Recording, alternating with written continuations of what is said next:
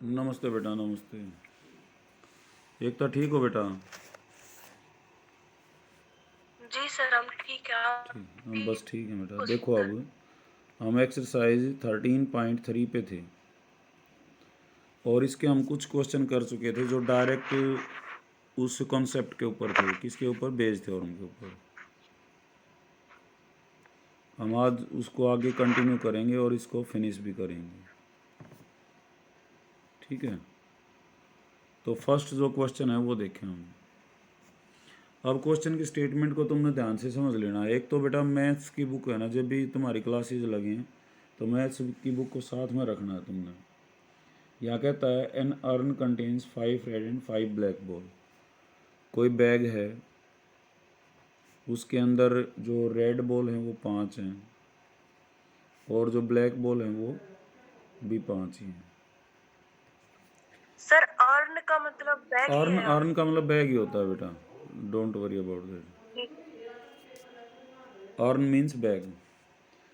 A ball is drawn at random, its colour is noted and then it is return to the urn. ये कहता है इसमें से एक बॉल निकालता है, ठीक है, और फिर क्या करता है, इसका कलर को नोट करता है और फिर इस जैसे कलर की 2 बॉल उसके अंदर रख देता है, फिर एक बॉल निकालता है। तो यहाँ पे बेज थ्योरम के ऊपर नहीं है ये क्वेश्चन, हम सीधा इसको करेंगे और जैसी जैसी ये वर्डिंग लिख रहा है इसके हिसाब से चलेंगे। सबसे पहले क्या हुआ है, ball is drawn at random, its colour is noted and it is return to the urn. Moreover, 2 additional balls of the color drawn are put in the urn and then a ball is drawn at random. What is the probability that second ball is red? अब देखो क्या हुआ, ये bag था, इसमें से एक ball निकाली। वो कैसी हो सकती है? उसमें रेड और ब्लैक दो तरह की है ना बेटा। वो रेड भी हो सकती है और वो क्या हो सकती है, ब्लैक भी हो सकती है। अब रेड हुई तो कहता है इसके अंदर 2 रेड बॉल और रखता है। अगर ब्लैक है तो ब्लैक रखता है। पहले तो एक बॉल ड्रॉ करता है, उसका कलर नोट करता है, कलर आया रेड तो रेड 2 बॉल रख दी उसने। अगर ब्लैक आया तो ब्लैक 2 बॉल रख दी। तो यहाँ पे क्वेश्चन जो है उसमें और आ गया। यहाँ पे या तो रेड बॉल निकली है, उसको क्या पता कि कौन सी निकली है, या ब्लैक बॉल निकली है। रेड बॉल निकली तो अब सिचुएशन क्या है, रेड कितनी होगी 7, क्योंकि 5 2 उसने और रख दी, प्लस कर दी। और ब्लैक कितनी है 5। और अगर ब्लैक कलर जो है की बॉल आती है तो अब सिचुएशन क्या है, उसमें 2 प्लस जो है बॉल रखी हैं, वो कौन सी रखी हैं, अब की बार ब्लैक वाली रखी हैं। और जब इस सिचुएशन में वो फिर एक बॉल निकालता है और वो कहता है उसकी रेड होने की प्रोबेबिलिटी बतानी है हमें। क्वेश्चन को एक बार फिर समझ लो। बैग था, उसमें से एक बॉल निकालेगा, 2 ही तरह की बॉल हैं, या तो रेड है या ब्लैक है। या तो रेड हाथ में आएगी या ब्लैक हाथ में आएगी। रेड आई तो 2 रेड रख दी, ब्लैक आई तो 2 ब्लैक रख दी। और कोई सी भी सिचुएशन हुई हो उसमें से फिर हमने रेड की बतानी है। तो जैसे जैसे क्वेश्चन हम वैसे चलेंगे। तो रिक्वायर्ड प्रोबेबिलिटी हम एक ही लाइन में इसका आंसर लिख देंगे। वो क्या होगी, P ऑफ R1 R2 और B1 R2। समझ रहे हो इस बात को? R1 का मतलब है फर्स्ट टाइम उसने बॉल निकाली जब रेड थी, और फिर हमने रेड की बतानी है उसके बाद।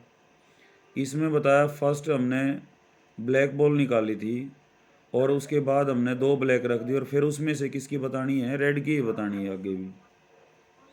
R1 का मतलब समझते हो? R1 का मतलब क्या है, event of drawing red in first draw. और R2 का क्या मतलब है बेटा, event of drawing red in second draw. B1 का मतलब क्या है, event of drawing black in first row and so on. तो हमने जो प्रोबेबिलिटी चाहिए वो क्या है, हम इसके हिसाब से चले। पहले रेड निकली तो हमने 2 रेड रखी, फिर उसमें से रेड की बतानी, तो ये होगी वो। इस से आए चैनल से, तो यहाँ पहले ब्लैक थी, फिर हमने ब्लैक 2 रख दी और उसमें से रेड निकालने की। तो ये प्रोबेबिलिटी चाहिए। जहाँ और आता है मैंने बताया था एडिशन आएगा, और जहाँ कुछ भी नहीं आया वहाँ पे क्या आएगा, मल्टीप्लिकेशन आएगा।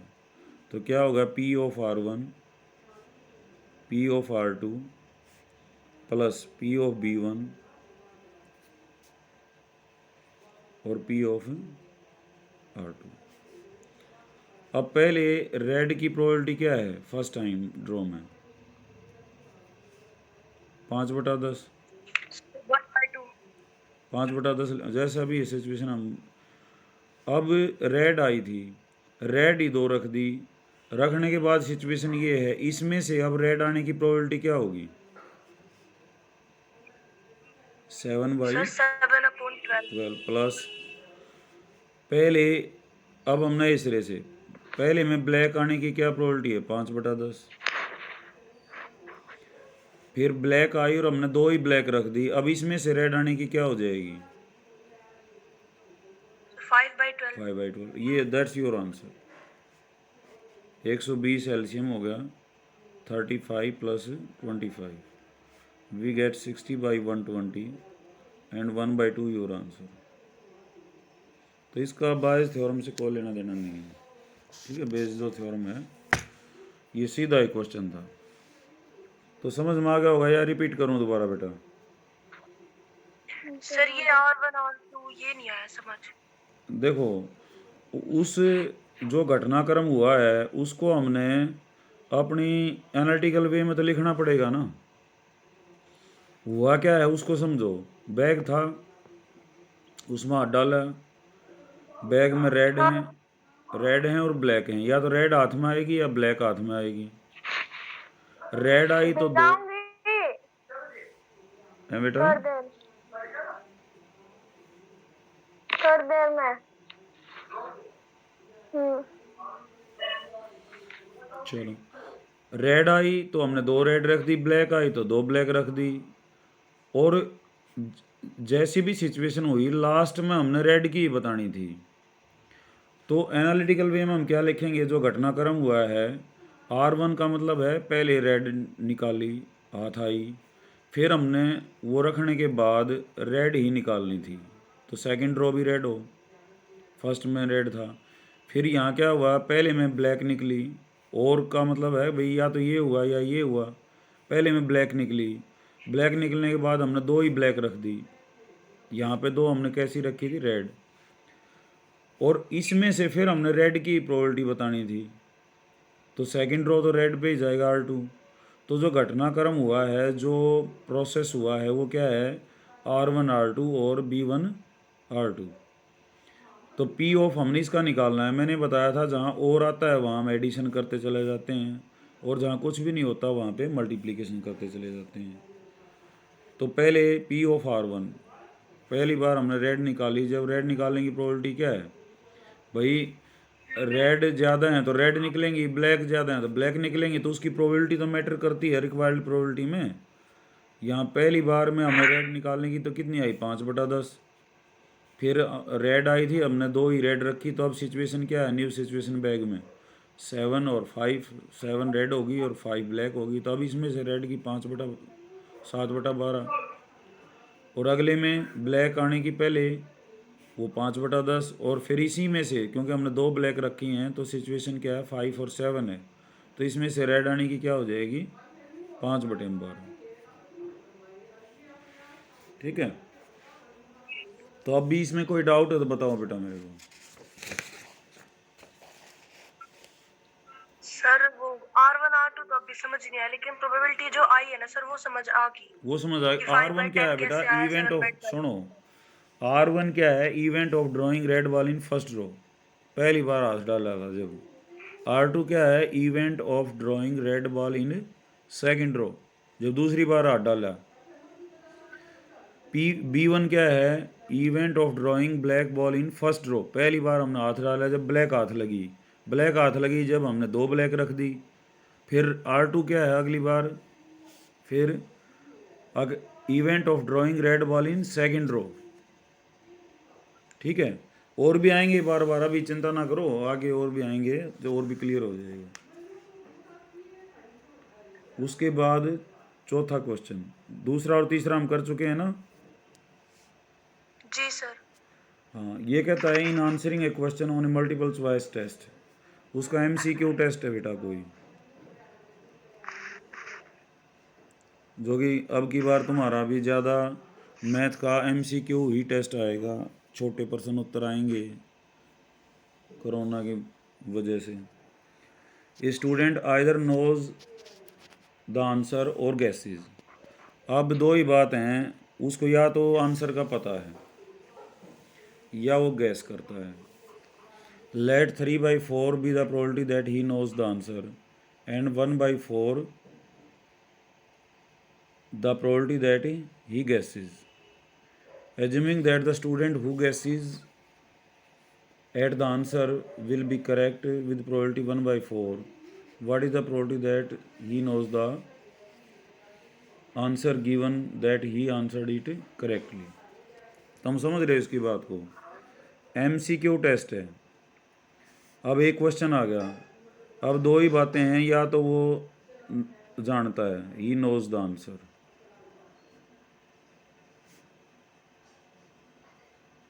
ये तो होगी E1, और E2 क्या होगी बेटा, ही गैसेस।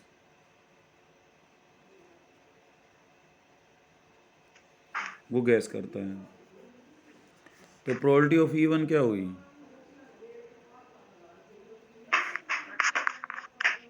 इसने दे रखी है ही नोज द आंसर, उसकी प्रोबेबिलिटी कितनी है 3/4, और P ऑफ E2 कितना है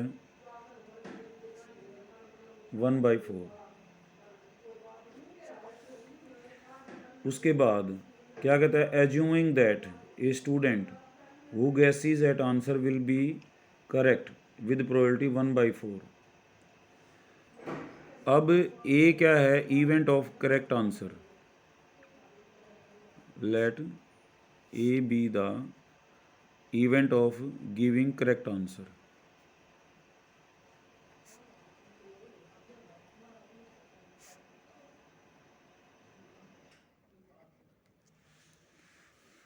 करेक्ट आंसर देता है। अब करेक्ट आंसर दो सिचुएशन में देता है, वो या तो वो जानता था या उसने गैस किया। अब जानने वाली पोजीशन में तो क्या होगा, P of A oblique E1, या तो वो जानता था तो उसका आंसर ठीक है, उसकी प्रोबेबिलिटी कितनी होगी 1 हो जाएगी। जब वो जान रहा है कि उस क्वेश्चन का उसके आंसर को पता है और उसको MCQ मिल गया, तो उसकी प्रोबेबिलिटी क्या होगी 1 होगी। और वो गैस करने की सिचुएशन में उसकी दे रखी है probability of A oblique E2, वो क्या दे रखी है उसने 1/4। उसने लिखा हुआ है स्पष्ट, assuming that a student who guesses at the answer will be correct with probability 1/4। अब व्हाट इज द प्रोबेबिलिटी, अब उसने जो पूछा है मैं वो वर्ड्स लिख रहा हूँ यहाँ पे, what is the probability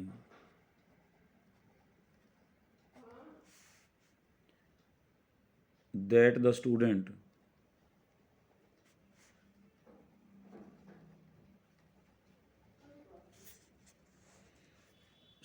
knows the answer,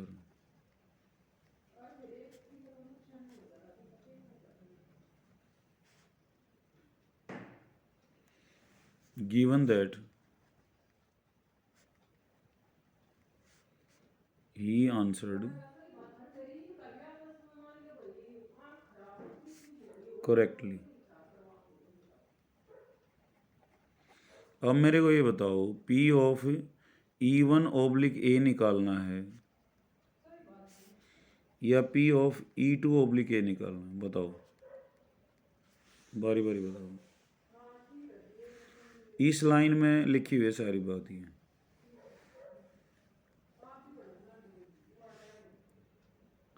ये sir E1 oblique A।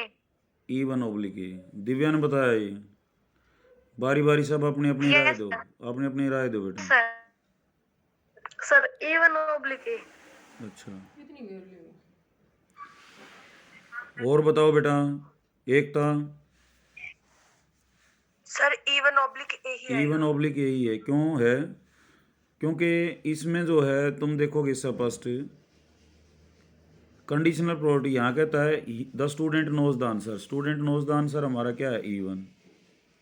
Given that he answered correctly, A क्या है? Event, the event of giving correct answer.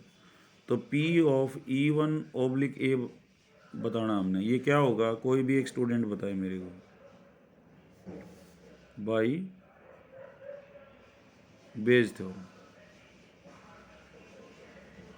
क्या होगा बताओ बेटा। Sir, P of E1, P of A by E. ठीक है ना? तो अब जी तुम सर। समझ चुके होगे एक बेज थ्योरम में क्या करना है हमने। E1 E2 E3 निकालेंगे और एक इवेंट भी लेंगे ए, और ए ओब्लिक E1 ए ओब्लिक E2 ए ओब्लिक E3 उनकी प्रोबेबिलिटी निकालेंगे, और इसमें फिर कुछ नहीं रह जाएगा। तो यहाँ 3/4 इंटू 1, 3/4 इंटू 1 प्लस 1/4 इंटू 1/4। तो दैट्स योर आंसर।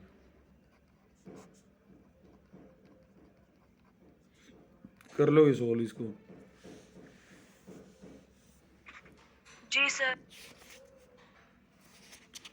उसके बाद 5वां क्वेश्चन देखो बेटा।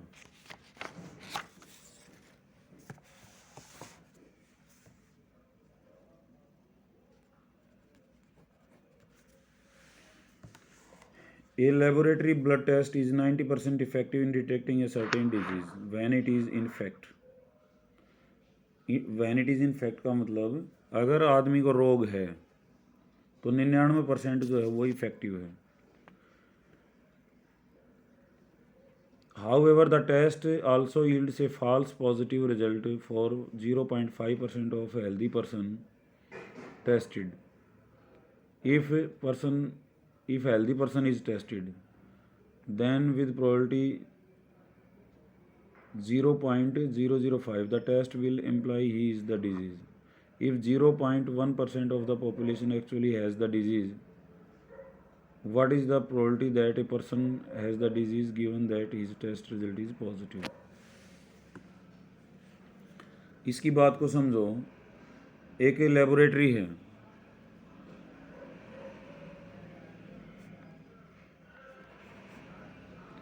वो टेस्ट करती है। ये laboratory blood test is 90% effective in fact certain disease when it is in fact. अगर आदमी मतलब दो ही बात है, आदमी या तो हेल्दी है या अनहेल्दी है।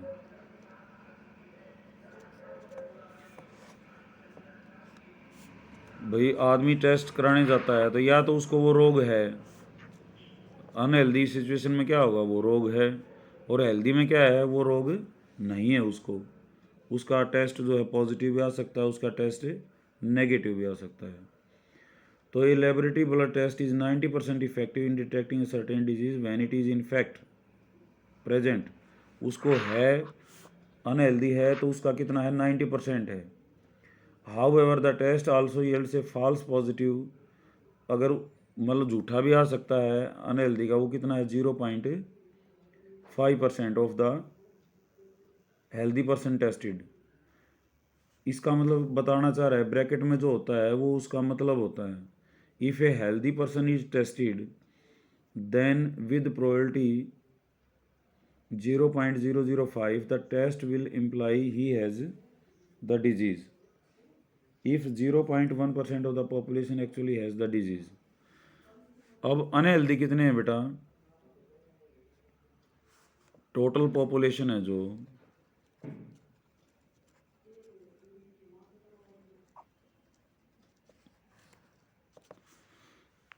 सर 0.1%। ये तो हो गया 0. ये P ऑफ E1 हो गया ना, E2, और ये क्या हो गया? P of E1। P of E2 कितना हो गया? 1%। हमारा एम क्या है? E1 E2 को पहचानना, A/E1 को पहचानना, A/E2 को पहचानना, और फिर E1/A पूछा है या E2/A पूछा है, यही तो है ना। टोटल जो पॉपुलेशन है उसमें से कुछ हेल्दी पर्सन है, कुछ अनहेल्दी पर्सन है। क्वेश्चन को पढ़ने के बाद हमने ये जज करना है। बच्चे क्या करेंगे, शुरू में 99% को E1 ले लेंगे और दूसरे को E2 ले लेंगे, और सारा जो है ना वो क्वेश्चन का बैठा बैठा देंगे। यहाँ टोटल पॉपुलेशन हमारे पास जो है वो है, तो उसमें हेल्दी भी हैं और अनहेल्दी भी हैं। तो अनहेल्दी बताया उसने 0.1%, तो P/E2 हमारे पास हो गया 0.1/100, यानी कि 0.001। अब हेल्दी कितने हो गए? हेल्दी और अनहेल्दी की टोटल प्रोबेबिलिटी कितनी होनी चाहिए? 1। तो 1 माइनस 0.001 कितना आ जाएगा? ये 0.99, क्योंकि 1.000 में से 0.001 घटाएंगे तो ये हो गया तुम्हारा P/E1। पहले इसको समझ लो। टोटल पॉपुलेशन का जो है 0.1% जो है कैसे हैं? अनहेल्दी हैं। तो उसकी प्रोबेबिलिटी कितनी हुई? 0.1%। तो 1/0% है तो बाई 100 करना पड़ेगा हमें, तो 0.001। अब हेल्दी कितने रह गए? 1 में से घटा दिया। अब तुम्हारा क्वेश्चन क्लियर हो जाएगा। P/A/E1, ए क्या होगी? ये हमने इवेंट क्या लिया है? A test is positive.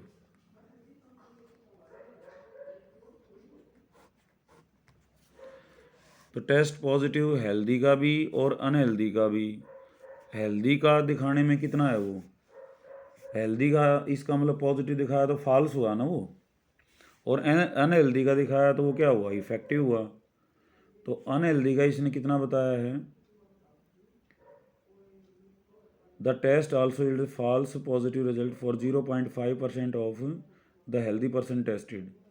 तो 0.05%, यानी कि 0.5/100, ये हो जाएगा 0.005। और P/A/E2 ये कितना है? 99%, 99/100, यानी कि 0.99।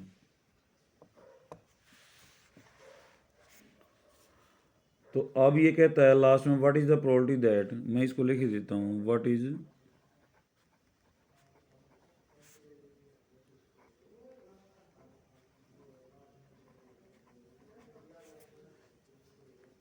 that a person has the disease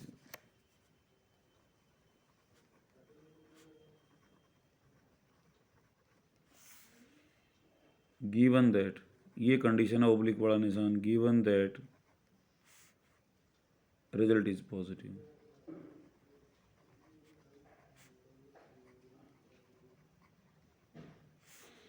तो P/E1/A निकालना है या P/E2/A निकालना है, ये बताओ बेटा। E1 था हेल्दी वाला, E2 है अनहेल्दी वाला। अनहेल्दी वाली डिजीज रखते हैं, हेल्दी वाली डिजीज नहीं रखते। ए है टेस्ट पॉजिटिव आना।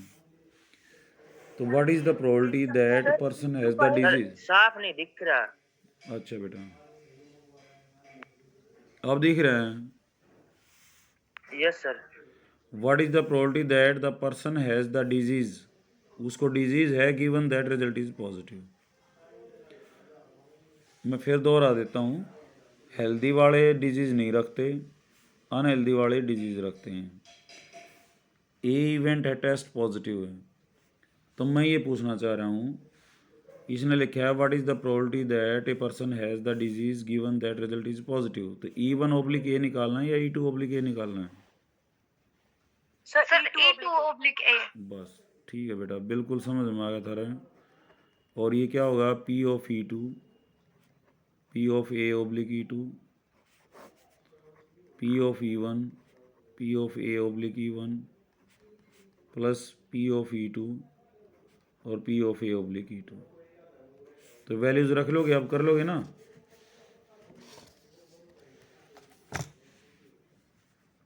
जी सर।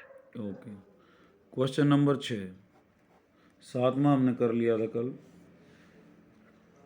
ये कहता है देर आर 3 कॉइन्स, 3 कॉइन्स हैं और तीनों अलग अलग डाल के ले रहे हो। 1 is to एडिड। पहला जो कॉइन है ना उसके दोनों पे हेड है, मतलब टेल नहीं है। दूसरे शोले फिल्म में अमिताभ बच्चन ले रहा था ना दोनों में हेड था उसके, ऊषा कॉइन है। दूसरा 1 is to added coin, 1 is biased coin. वो बायस्ड का मतलब क्या होता है? ये है 2 एडिड कॉइन, ये है बायस्ड। ये क्या होता है बायस्ड? कोई भी समझाए मेरे को। और तीसरा कॉइन और भी है उसके पास एक, वो सिंपल है, उसमें तो हेड आएगा या टेल आएगा। इसमें दोनों बार क्या आएगा? हेड आएगा, क्योंकि क्वेश्चन पका ले दोनों बोलना हेड है। तो ये इसका क्या मतलब है बायस्ड कॉइन का?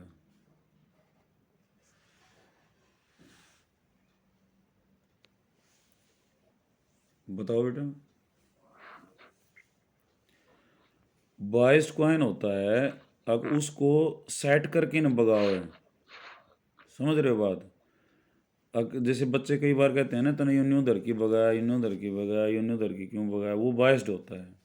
और हवा में उछाल देना वो होता है randomly.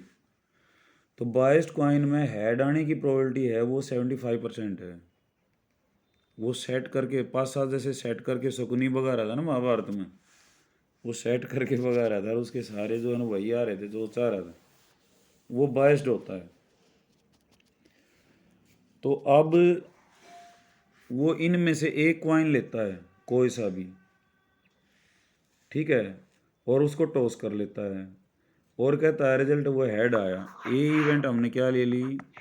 Event of getting head.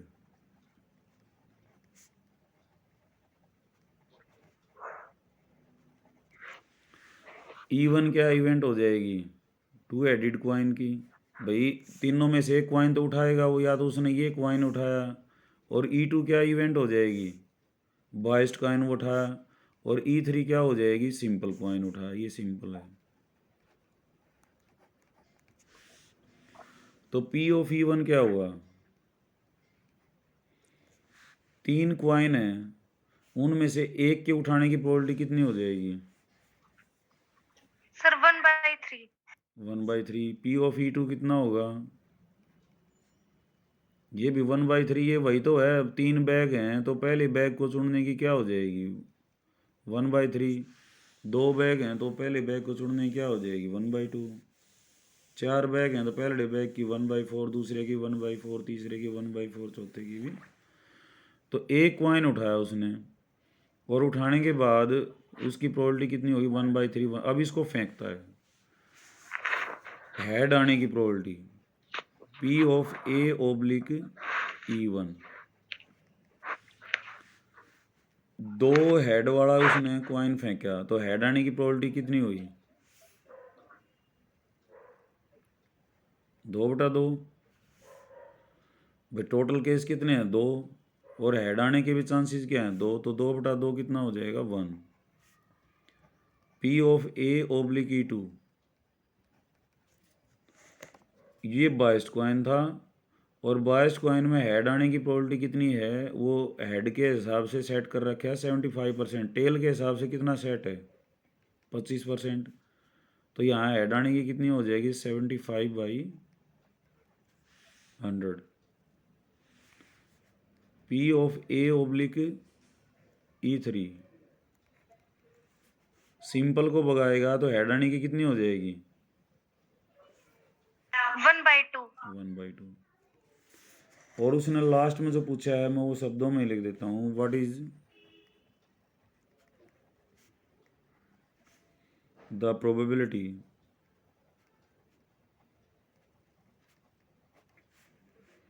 that it was a two-headed coin?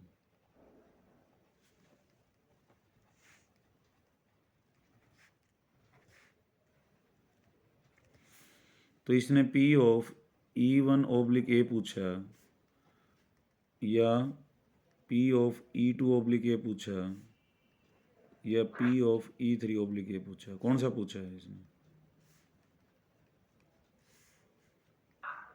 Sir E1/A। हाँ, P of sir E1। E1/A। Very good.